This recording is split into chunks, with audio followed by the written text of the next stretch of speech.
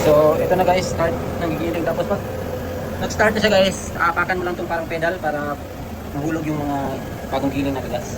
So, apak lang. Ito. So, ito na guys. So, puting-puti. So, 10 kilos.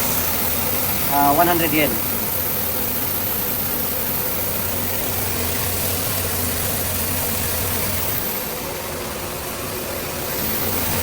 So intro muna tayo guys.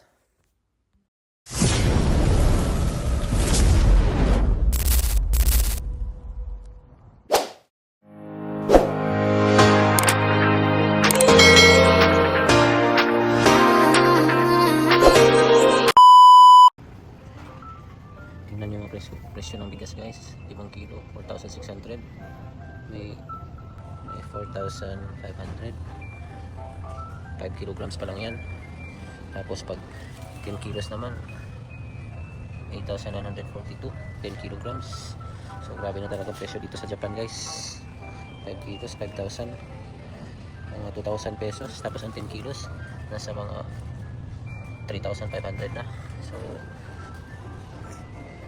gagawa tayo ng video guys kung paano makakasave sa bigas.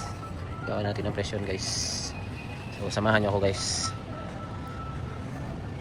Good morning guys. Andito kami ngayon sa ano ba, JA. Papagiling ng bigas. So, yung process dito guys.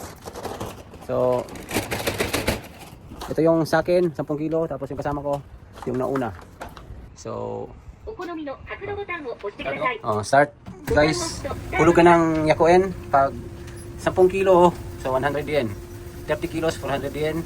So gusto mo yung pinakamaputi, so additional 100 yen kada kuan. So pag 30 kilos 400 yung pinakamaputi. So ito yung selection dito guys. Ito yung pinakamaputi, so additional 100 yen. So ngayon yung pinagiling namin is dito, yung sunod. So 100 for 10 kilos. 100 yen. So pag start guys, buhos dito. Ewan ko lang kung klaro. So gigiling na, tapos diretso dyan. Dito lang yan guys sa JA. So Japan Agriculture. So yan, JA. So Japan Agriculture guys.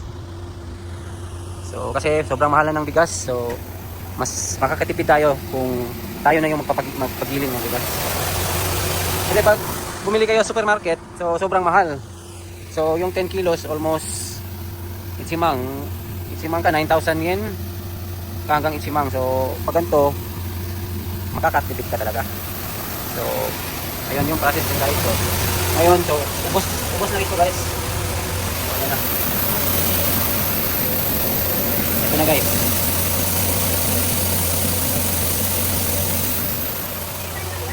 So patapos na. So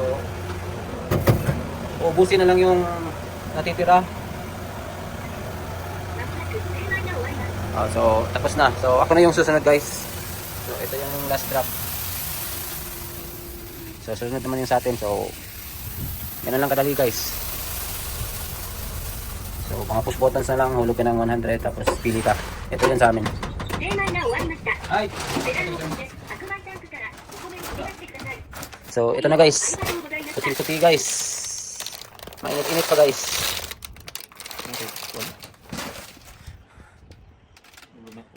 Ha?